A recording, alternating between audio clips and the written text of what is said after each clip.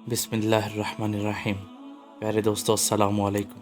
جیسا کہ ہم سب کو پتہ ہے کہ رمضان المبارک کی اہمیت بہت زیادہ ہے۔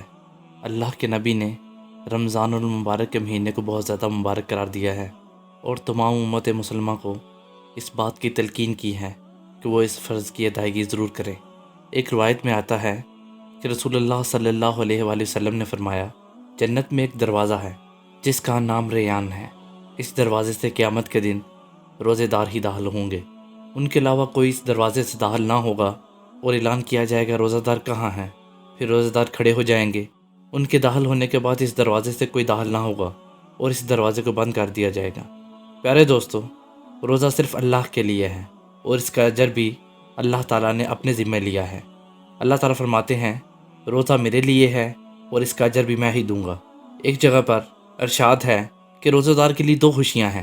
ایک خوشی جب وہ روزہ افطار کرتا ہے اسے اس وقت ملتی ہے کہ سارا دن بھوک پیاس کی وجہ سے رات کو جب وہ افطار کے لیے بیٹھتا ہے وہ تب تک روزہ افطار نہیں کرتا جب تک اللہ تعالیٰ کا حکم نہ ہو۔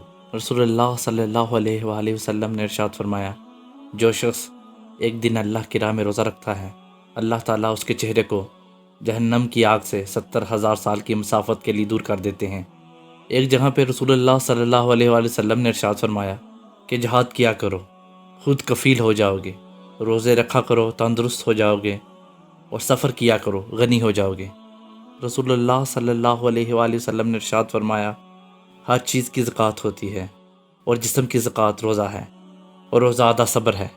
پیارے دوستو، اس سے ہمیں پتہ چلتا ہے کہ روزے یعنی رمضان المبارک کی اہمیت کیا ہے۔ ہمیں چاہیے کہ خود بھی روزے رکھیں اور دوسروں کو بھی تلقین کریں۔ اللہ تعالی ہم سب کو عمل کرنے کی توفیق عطا فرمائے۔ میرے نئے آنے والے دوستوں سے گزارش ہے کہ ہمارے چینل اسلامک واقعات کو سبسکرائب کریں اور ساتھ موجود گھنٹی کے بٹن کو دبائیں تاکہ کوئی بھی نئے آنے والے ویڈیو سب سے پہلے آپ کو ملے۔ اپنا خیال رکھیے گا۔ اللہ نگہبان۔